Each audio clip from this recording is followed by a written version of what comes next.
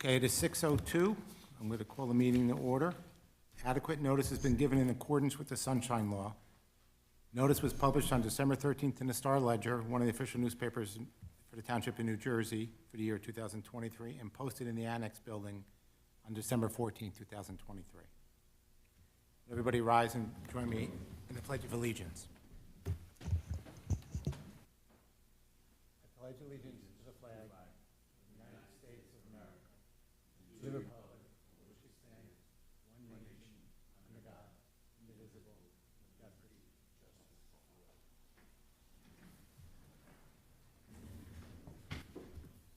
Mike, can you do roll call, please? Yes, Mr. Hochstein. Here. Mr. Furstenbaum. Present. Ms. Naparano. Mr. Weckstein. Here. Mr. Schuetz. Ms. Dodson. Here. Mr. Cunningham. Chair Cohen. We have 4 members. We have a quorum. Okay, did everybody get a chance to review the minutes from the last April meeting and from June?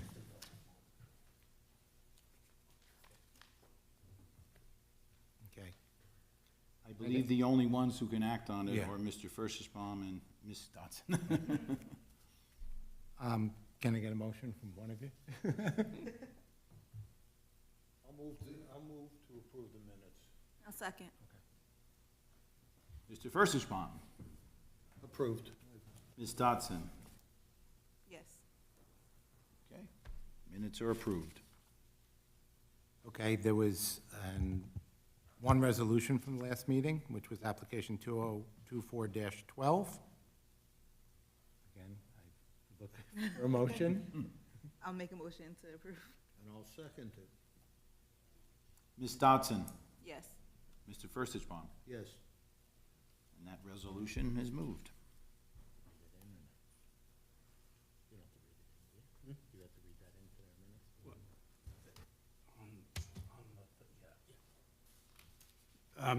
Mr. Chairman, application 2024-14, which is listed on tonight's agenda, MMPD Cars LLC, DBA Autoland Toyota, has requested an adjournment upon motion of this board that can be granted to be carried to September 17, 2024.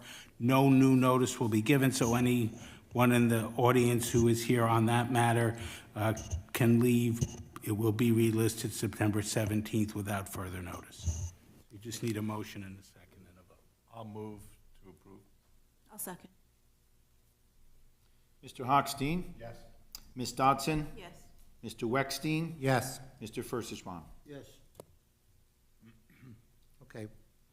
We have 2 applications tonight. The first application is 2024-13. It's a lot coverage variance. It's for 4 Shadow Lawn Drive, Block 2003, Lot 4. Are the applicants here? Can you please come up?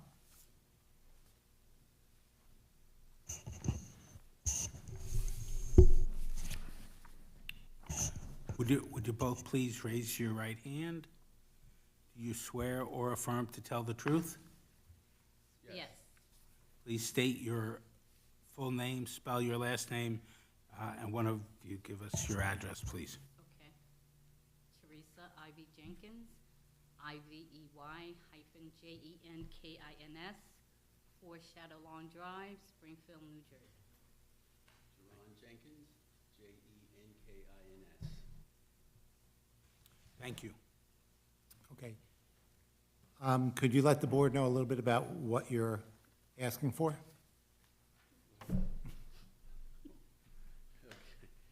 Yeah, we're asking to build a patio in the backyard. We had come before the board maybe a few years ago. We're going to do an extension on the porch area that's out there. But long story short, we made a change in that, and what we want to do is build a patio on out versus extending the building out. And I don't know if you have the, I guess, the measurements in front of you, or, but we're asking that the extension we're asking for it to be extended, I guess, beyond what it should be, I guess.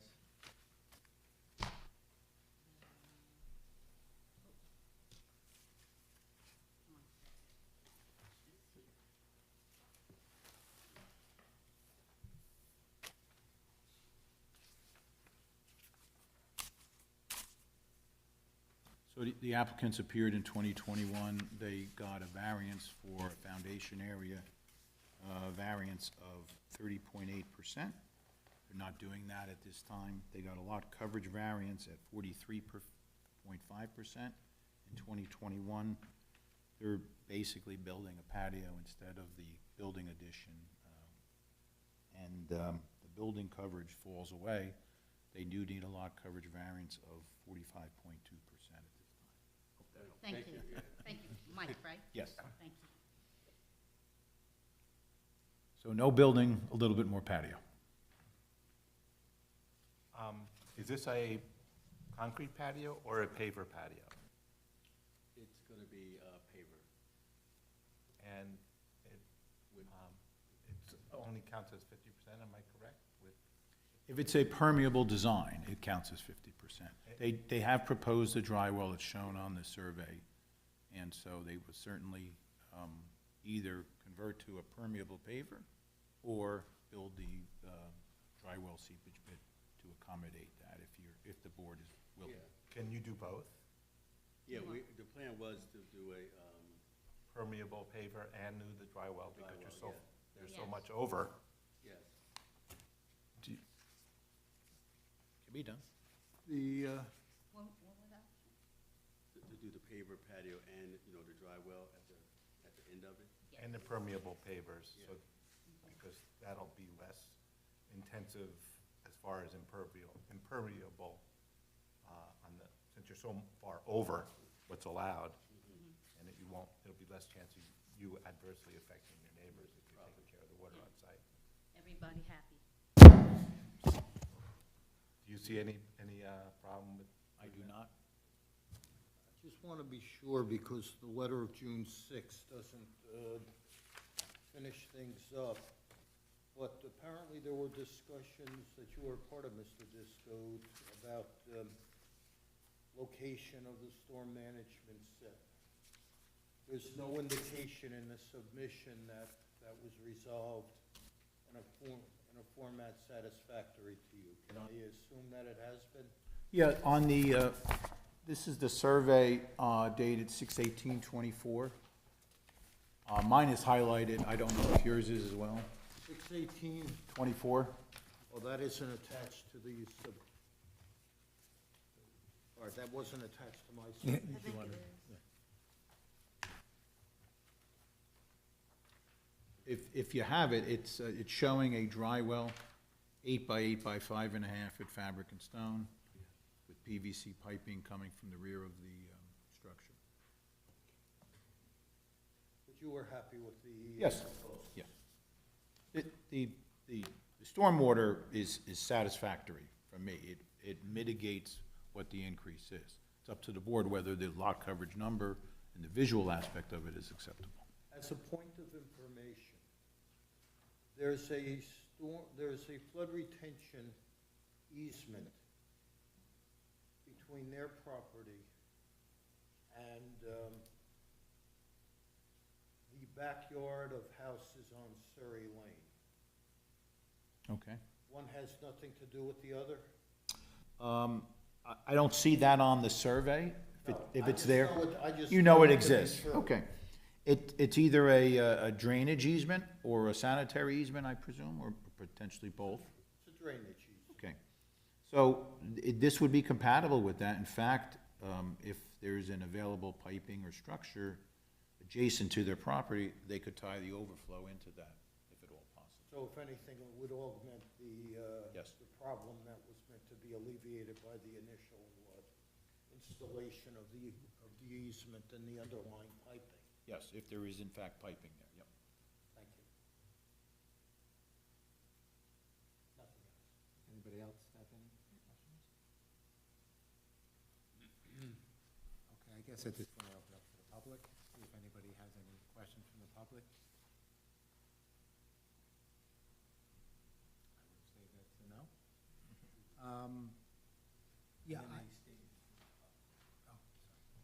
statements from the public.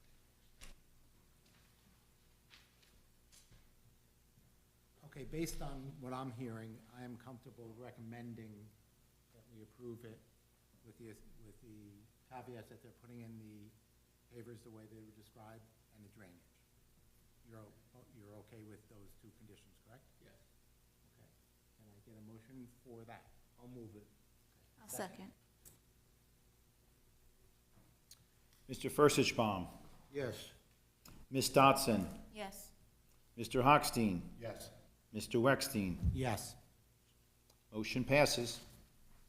Thank you. Congratulations. Thank you very much.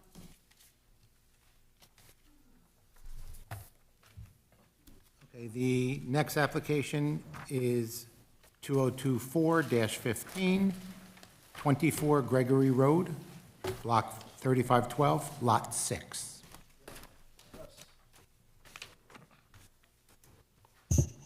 Please raise your right hand. Do you swear or affirm to tell the truth? Yes. State your full name, spell your last name, and give your address, please. John Lane, Lane, 24 Gregory Road. Amy Lane, Lane, 24 Gregory Road. Thank you. Could you tell us a little bit about what you're trying to do? Sure, so this began when we looked into getting a whole house generator. And what we learned that day is because we're a corner property, there's this two fronts that we didn't know about.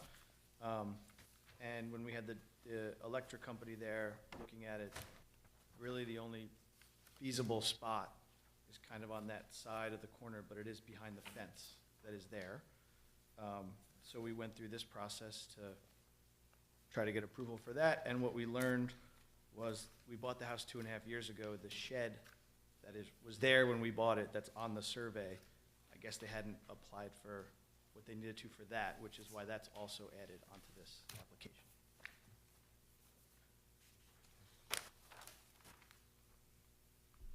So Mike, there was nothing done prior for that shed? No. It's only 2 foot clear of the property line on one corner, 1.6 on the other, so weekend warrior homemade. Questions? It's in back of a fence on your property, the Yes. shed? Yes, it's fully fenced in. It's on the Winfield side of your house, right? Yes. Yep.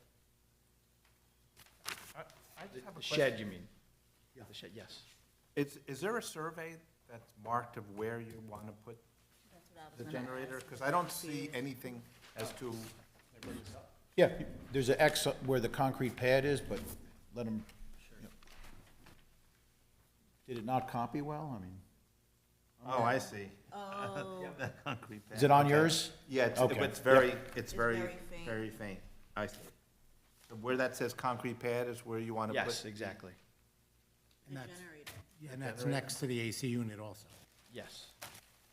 And you've determined that it's clear of any windows and Yes, the everything, so company that's a- came, that's a measured everything prop- out. appropriate location. That's exactly where it could go. When they go for the building permit, it would dictate whether the 18-inch offset or the 5-foot offset would be required. Is the, I'm sorry. I was just gonna ask, is the generator loud at all, or is there like a decibel requirement? I mean, I know many of our neighbors have similar generators. We had one at our previous home on Janet Lane. I don't think it's any different than any other generator. Mike, do we have hours that that's supposed to run? Is it Yeah, your- there's a standard testing in the ordinance. I think it's during the day with midday hours. It's like 5 minutes a week or Yeah. something, right? So if you want to have a motion in the affirmative, you could have that, the testing of it conform with the ordinance for that. I'm looking up if they have anything on the sound. Okay. Mr. Chairman, if I might, just to be sure the record's clear, in the back corner, it has frame shed. Is that the shed that was there already that? Yes. Okay, just so the record's clear, thank you. Sure.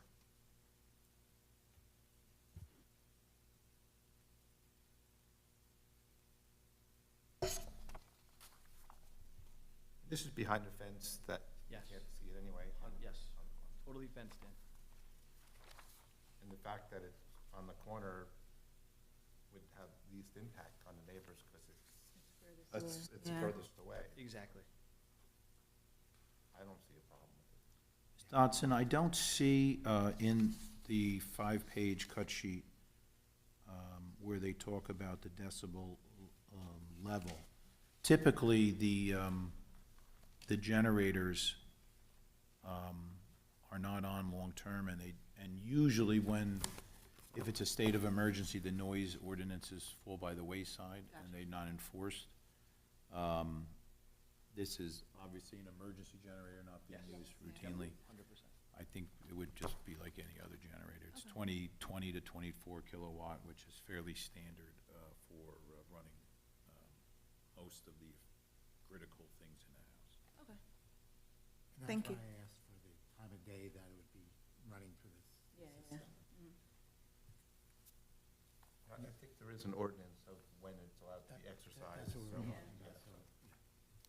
I forgot the hours offhand. Yeah, no, But it's not 3 o'clock in the morning on.